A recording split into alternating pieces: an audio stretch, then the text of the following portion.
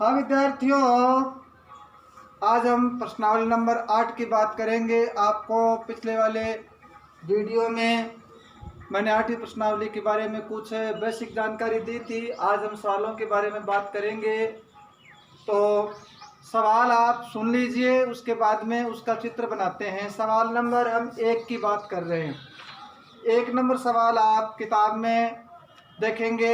एक ऊर्ध्वाधर खंबे की परछाई खंबे की ऊंचाई के बराबर है, तो सूर्य का उन्नयन कोण ज्ञात कीजिए। ठीक है, ऊर्ध्वाधर खंबे, तो देखो ये खंबा हो गया, ऊर्ध्वाधर खंबा हो गया। ठीक है, ये हो गई जमीन। ऊर्ध्वाधर खंबा जमीन के साथ 90 डिग्री का कोण बनाता है। ये क्या हो गया विद्यार्थियों, ये खंबा हो गया। ठीक है, ये हो गई जमीन, समतल जमीन।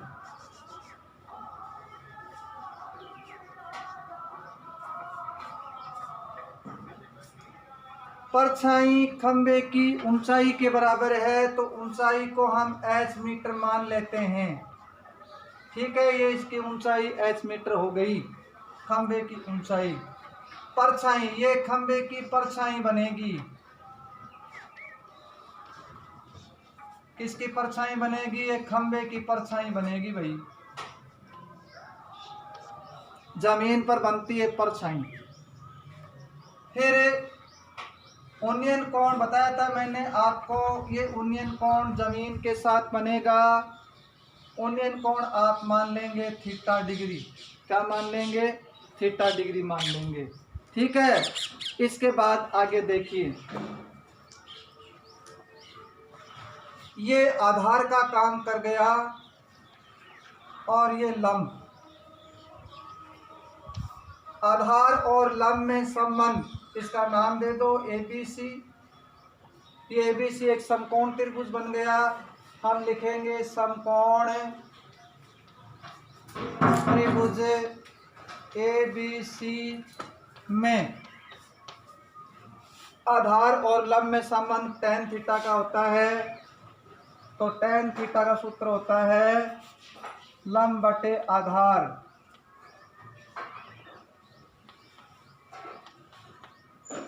थीटा आपके पास नहीं है, तो थीटा tan थीटा। लंब क्या है? h है। आधार क्या है? आधार हम x मान लेते हैं एक बार। क्या मान लिया आपने? आधार x मान लिया। प्रश्न क्या कहता है? प्रश्न कह रहा है कि ऊंचाई परछाई के बराबर है, यानी ऊंचाई इज इक्वल टू परछाई। ये दोनों बराबर दे रखी है आपको। प्रश्न कह रहा है कि खंबे की ऊंचाई है वो परछाई के बराबर है, तो h को हटा के x लिख दें। tan थीटा, h को हटा दिया, x बटे x से x कैंसिल हो गए, कितना आ गया? 1। कितने? tan डिग्री का मान 1 होता है, तो हम जानते हैं कि 1 जो है वो tan 45 का मान होता है। किसका होता है? 45 का। तो 1 को हटा के क्या लिख देंगे? tan 45 लिख देंगे। तो tan थीटा बराबर क्या हो गया? tan 45 हो गया। tan से tan कैंसिल हुआ, तो थीटा का मान कितना आ गया? 45 डिग्री। अतः सूर्य का उन्नयन कोण थीटा बराबर 45 डिग्री।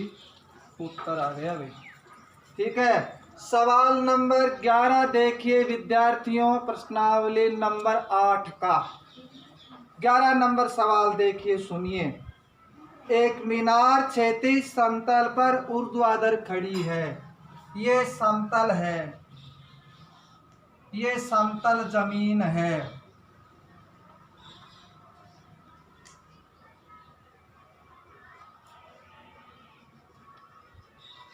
समतल जमीन पर ऊर्ध्वाधर मीनार खड़ी है। ये ऊर्ध्वाधर मीनार खड़ी है 90 डिग्री का कोण बनाती हुई। ठीक है। यदि सूर्य का उन्नयन कोण 30 डिग्री है, यहाँ मान लीजिए आपका सूर्य है, इसका उन्नयन कोण कितने डिग्री है? 30 डिग्री है उन्नयन कोण। मीनार की छाया की लंबाई, छाया कहाँ बनेगी मीनार की? जमीन पर बनेगी। मीनार की छाया, मीनार की छाया है 45 मीटर। कितनी है?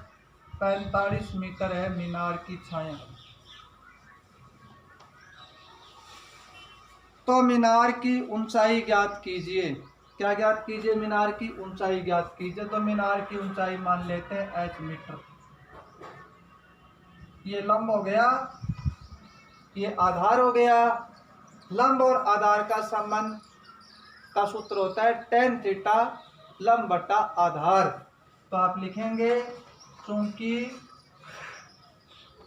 समकोण त्रिभुज, नाम दे दो ए बी और सी, समकोण त्रिभुज ए बी सी में tan थीटा बराबर होता है लंब बटे आधार। ठीक है। थीटा का मान है 30 डिग्री, लंब है h, आधार है 45। tan 30 का मान, tan 30 का मान होता है 1/√3 बराबर h बटे 45। वज्र गुणा करेंगे, वज्र गुणा करेंगे तो h√3 बटे कितने करते हैं? 45। तो h बराबर हो गया 45/√3। पर का प्रमेयकरण कर दो। √3 को अंश से गुणा, √3 को हर से गुणा। ऊपर क्या आ गया? 45√3 और नीचे √3 को √3 से गुणा करें, कितने आ जाएंगे? 3 से काटेंगे तो आ गए 15। तो बराबर आ गया h बराबर आ गया 15√3। अतः मीनार की ऊंचाई बराबर 15√3 मीटर। उत्तर। ये सिंगल सवालों की बात हमने की विद्यार्थियों। अब एक डबल सवाल की तरफ हम चलते हैं। डबल सवाल आप देखिए, 13 नंबर आप सवाल देखिए। इंपॉर्टेंट सवाल है, बोर्ड में काफी बार आ चुका है।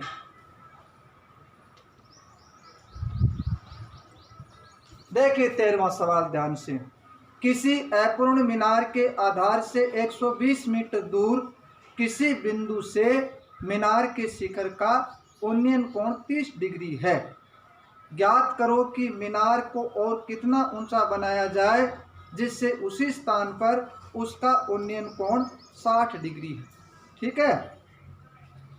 तो ये मीनार है, अपूर्ण मीनार चल रही है आपकी।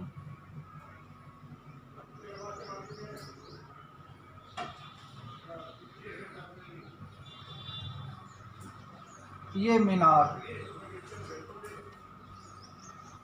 यहाँ ए, यहाँ बी, यहाँ सी, ये 90 डिग्री, ये जमीन हो गई। ठीक है। तो अपूर्ण मीनार के आधार से, ये आधार बिंदु होता है, आधार से कितना दूर? 120 मीटर दूर। मीनार का शिखर, शिखर क्या है मीनार का? ए है। इससे कोण बनाती है 30 डिग्री का कोण बनाती है। ठीक है। ज्ञात करो मीनार को कितना ऊंचा, मान लीजिए मीनार को इतना ऊंचा और बढ़ा दें, क्योंकि काम चल रहा है मीनार का। यहाँ तक बढ़ा दिया डी तक। ठीक है। तो उसी बिंदु से कोण 60 डिग्री का हो जाएगा। तो ये कोण आपका हो जाएगा अब 60 डिग्री का ये कोण हो जाएगा। ठीक है, सी बिंदु पर दो कोण बनेंगे, 30 का बनेगा ए बिंदु के साथ, और डी के साथ बना देगा सी, 60 डिग्री का कोण बना देगा। कितना ऊंचा उठाया गया, तो यहां हम लिख देंगे x और इसको मान लेते x। ठीक है विद्यार्थियों, पहला काम है चित्र को सेट कर देना। सवाल पढ़ के आपको चित्र सेट करना है। ठीक है, चित्र सेट कर लेने के बाद आप ध्यान से देखेंगे दो प्रकार के कोण है हमारे पास। तो दो समकोण त्रिभुज बन गए। एक समकोण त्रिभुज आपका बन गया ABC। ठीक है, एक समकोण त्रिभुज बन गया आपका DBC। दोनों समकोण त्रिभुज आपको बारी बारी से लेने, कोई सा भी पहले बाद में ले सकते हैं। तो मैं पहले 1 नंबर ले रहा हूँ, उसके बाद में बड़ा वाला लूंगा। ठीक है, आप लिखेंगे समकोण त्रिभुज ABC में, ABC में लंब x आधार 120, tan लगाना। डबल के जितने भी सवाल है ना डबल कोण के, उसमें आपको tan लगा देना है, आपके सारे सवाल हल हो जाएंगे विद्यार्थियों। तो देखिए tan थीटा बराबर होता है लंब बटे आधार।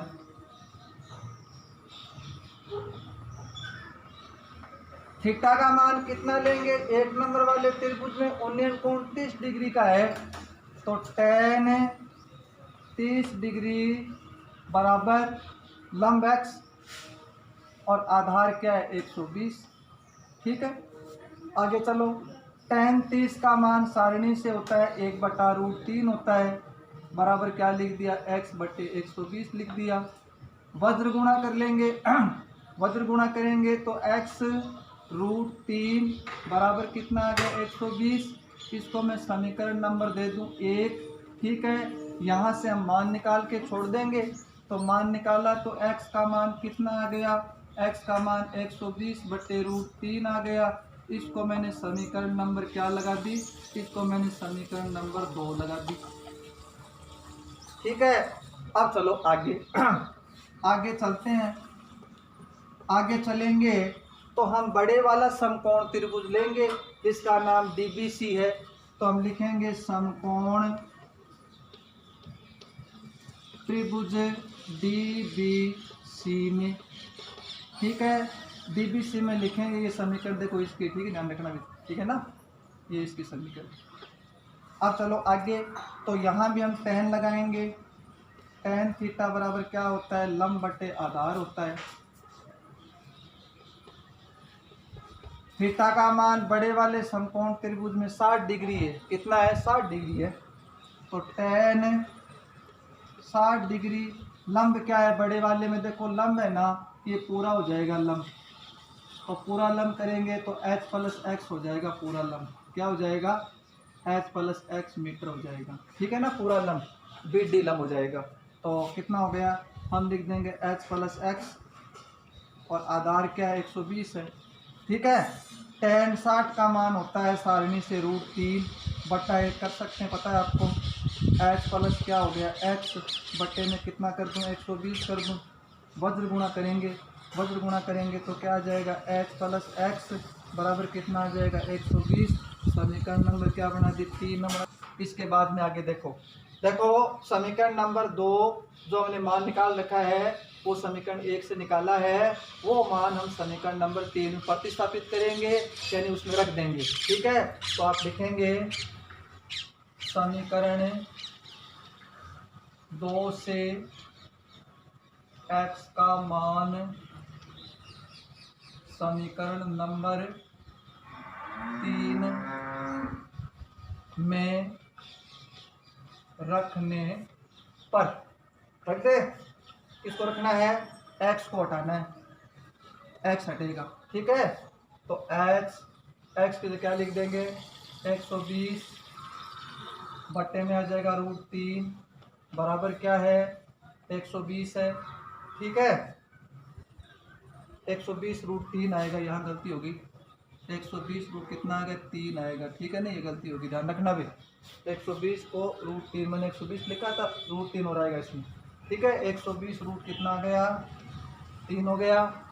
इसके बाद में इसका पक्षांतरण कर देंगे तो क्या लिख देंगे, h बराबर 120 रूट 3 माइनस 120 बटे रूट 3 बटा में कर लो 1, तो लघुत्तम ले लेंगे।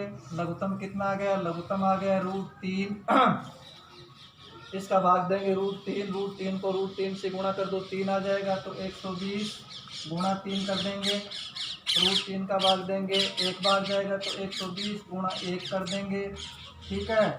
आगे चलो 120 को 3 से गुणा करेंगे, बार के 36 360 माइनस 120 बटे में क्या कर देंगे रूट 3 कर देंगे। आगे चलते हैं तो h बराबर क्या हो जाता है, घटा देंगे तो 240 बच गए, बटे में क्या आ जाएगा रूट 3 आ जाएगा, ठीक है। इसके बाद में हर का परमीकरण कर दो, रूट 3 से अंश गुणा रूट 3 से हर गुणा, ये हर का परमीकरण हो गया।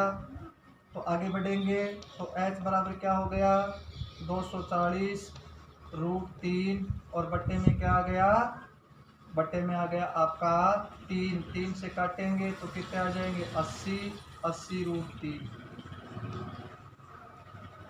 इसलिए h बराबर 80 रूट 3 मीटर उत्तर।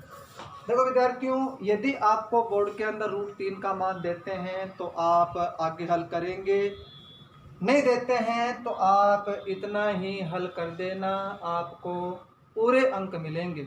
लेकिन यदि रूट 3 का मान दे दिया है तो आप रूट 3 का मान इसमें रख के आगे हल कर लेना, कर सकते हो, कोई दिक्कत नहीं है। आगे देखो अब 19 नंबर सवाल देखिए विद्यार्थियों, वेरी इंपॉर्टेंट सवाल है, बोर्ड में ये आया हुआ है, सेलेक्टिव सवाल लिए जा रहे हैं आपके लिए ताकि आपको प्रश्नावली बहुत ही अच्छी लगे। चलिए आगे 19 नंबर सवाल सुनिए। 7 मीटर ऊंचे भवन के शिखर से एक टावर के शिखर का उन्नयन कोण 60 डिग्री है और इसके पाद यानी फुट का अवनमन कोण 45 डिग्री है, तो टावर की ऊंचाई ज्ञात करो। देखो भवन और टावर में टावर की ऊंचाई ज़्यादा होती है, तो थोड़ा कॉमन सेंस भी आपको इसमें ध्यान रखना है, ठीक है। तो आप क्या करेंगे, एक समतल जमीन, ठीक है, एक तरफ भवन, ये भवन जिसे मैं ए बी कह दूं, ठीक है, और ये टावर, ये टावर जिसे मैं सी डी कह दूं, और ये समतल जमीन,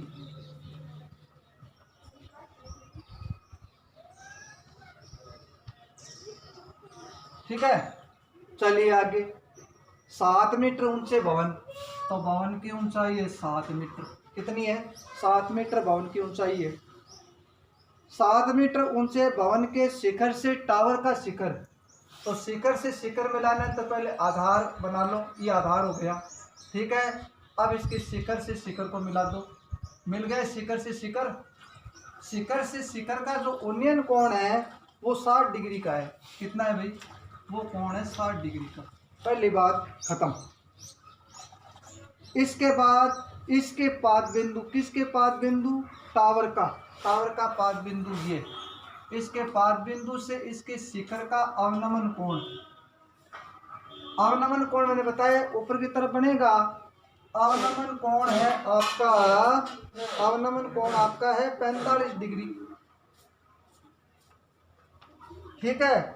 आगे देखो चित्र तैयार हो जाने के बाद अवनमन कोण 45 डिग्री है, तो ये आधार इसके समांतर है समतल जमीन के, तो एकांतर कोण बन रहा है, एकांतर कोण बन रहा है, तो एकांतर कोण से इसका मान कितना आ गया 45 डिग्री आ गया, ठीक है।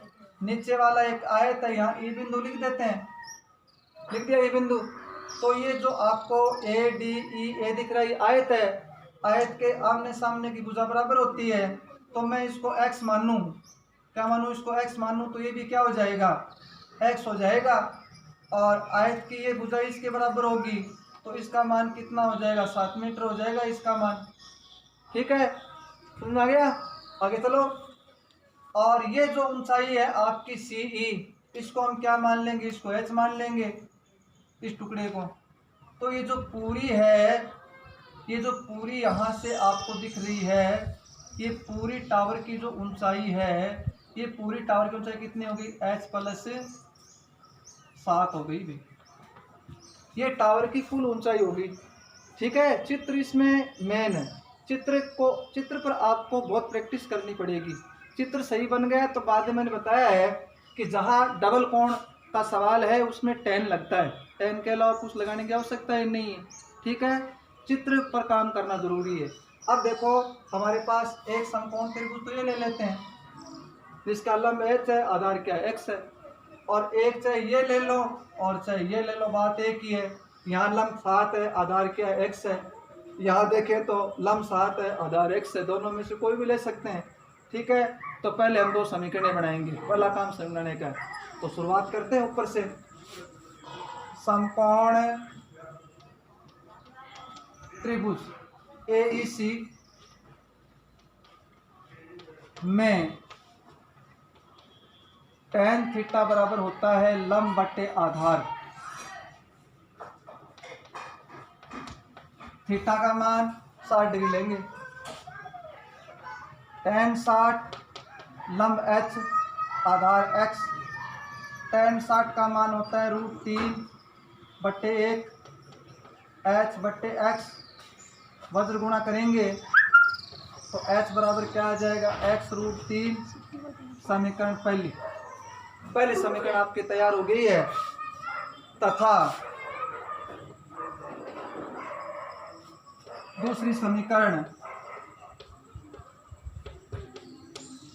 समकोण त्रिभुज ये ले रहा हूं मैं, ठीक है ना, ABC ले रहा हूं, ABD सॉरी। tan लगा देंगे।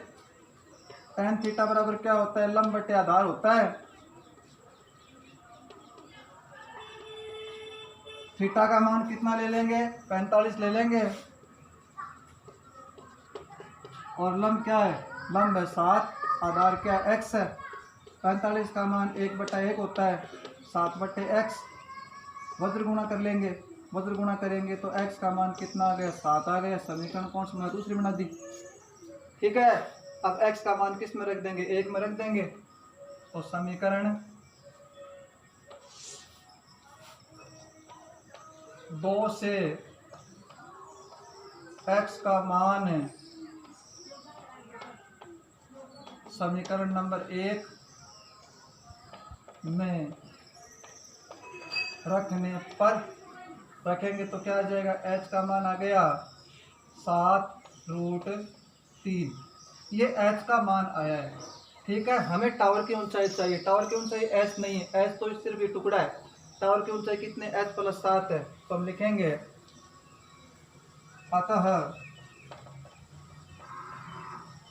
टावर की ऊंचाई h + 7। ठीक है, h का मान कितना है, h का मान है 7√3 + 7। ये 14 मत कर देना क्योंकि एक संख्या आपकी परिमेय और एक संख्या अपरिमेय है, तो इनका योग हम ऐसे लिख सकते हैं या फिर कॉमन ले लें। कॉमन लेंगे तो क्या आ जाएगा, √3 + 1 मीटर उत्तर। यदि आप √3 मान देता है तो आप वाई कर देना, नहीं सवाल यही खत्म आपका हो जाएगा। प्रिय विद्यार्थियों, जितने सवाल आपके रहे हैं आप उनको हल करेंगे प्रश्नावली 8 के। कोई समस्या हो तो आप बिल्कुल मेरे से व्हाट्सएप या मेरे से कांटेक्ट कर सकते हैं। समस्या का समाधान आपका किया जाएगा। आप प्रश्नावली को कंप्लीट करने का प्रयास कीजिए। कोई समस्या हो तो उदाहरणों का एक बार ज़रूर अवलोकन कर लें ताकि कोई बची हुई चीज़ है वो आपके समझ में आ जाए। यदि आपने हमारे चैनल को सब्सक्राइब नहीं किया है तो बिल्कुल हमारे चैनल सब्सक्राइब कीजिए। थैंक यू, धन्यवाद। जय हिंद, जय भारत, जय माँ।